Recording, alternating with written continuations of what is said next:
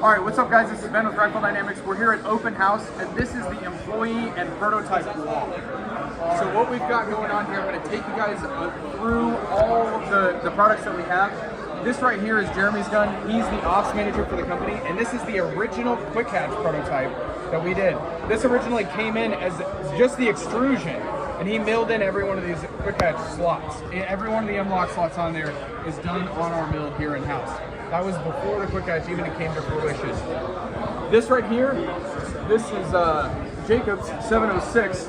So as you can see, Jacob's one of those nerds that gets way deep into tans, and so he has a myriad of tans on this gun, and these are all mixes that we can provide to the customer as well. But you'll see our SLR handguard, we eliminate the handguard retainer so that you don't burn your hand on it.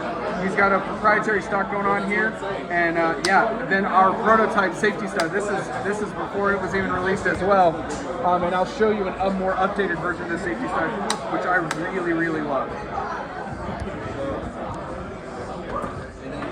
All right, and then we'll come here. So this is Austin's NATO that he ran for Red October. This is one of the first NATOs. It's built in 5.56. This is actually a side folder, and he went through and got with Sure Shot Armament Group. And so this is the Sure Shot Armament Group Mark III chassis with their M4 stock. This is a 4.5mm folder. And then obviously it's got our tunable gas block and the dead air muzzle brake.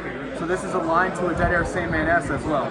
It's a very sweet gun, and this paint job is really eye-catching. Then we come to, this is probably been the talk of the town. So this is a 300 Blackout gun. This was actually built, believe it or not, with an AR barrel. So you can actually see in here, we turned off the barrel extension, and then we turned down this heavy 300 Blackout profile barrel. And it just, again, proof of concept is not something that we're going to produce in that configuration. But with a tunable gas block, and then obviously with a suppressor alignment, so that gun is obscenely quiet. And it's ultra soft with all the mass of that AKM style bolt carrier. This also, one other thing I want to point out is this is Occam Defense's pistol length handguard. So this barrel, I think is at 11, 10.5.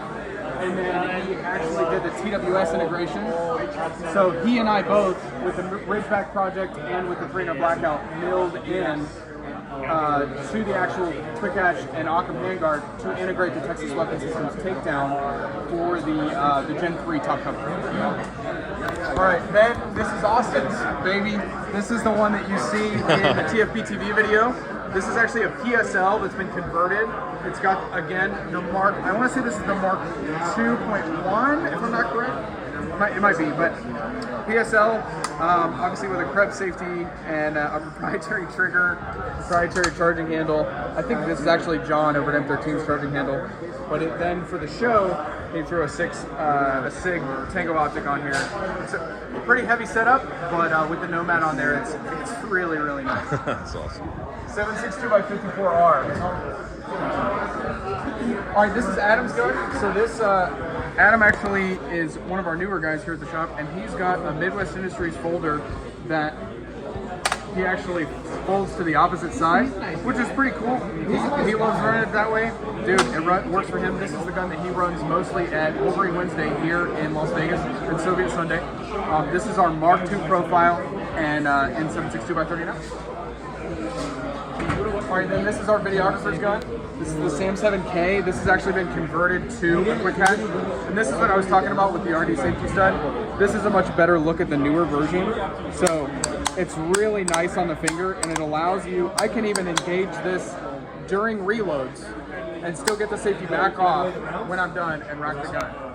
So I really love those, and during long classes, like 4-day classes, this is great. It doesn't tear up your hand nearly as much as some of the other options in the market.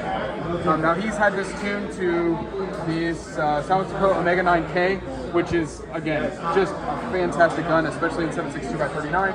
We were trying some of those new Hornady 220 grain self-defense loads, and it's like, the action is louder than the impact on the dirt. Yeah. And then this is my baby. This is the Ridgeback. So this is a 5.56 gun with a 10-inch barrel. I went with Occam Defense's selectable gas block.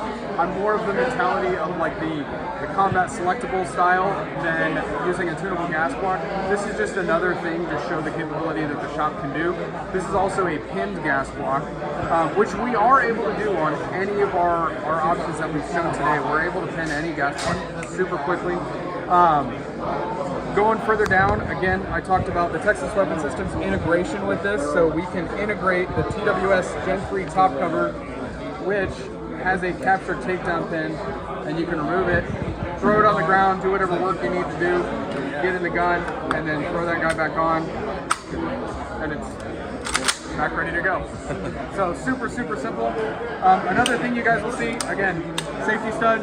Solar Tactical was nice enough to get us a Magwell just before the show, and I freaking love these things. It's great.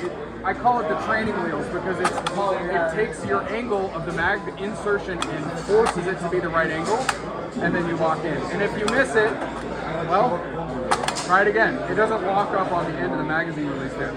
Another thing you'll see, Occam Defense's mag release here. This is his fat bottom. This is a great magazine release. It doesn't get caught on slings and stuff like the other options do that are huge. So that's really nice. And then going a little bit further back, this is not quite available yet, but one of our prototype triangle stocks. So it's got our triangle stock pouch in it. Right now, it's just kind of jet infusion prototyping thing, but on a SIG hinge, it's a really, really nice profile.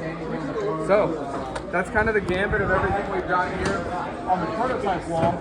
I'm sure in another video you guys will get to see the Allen Engineering suppressor build that we did. Thanks for watching, guys.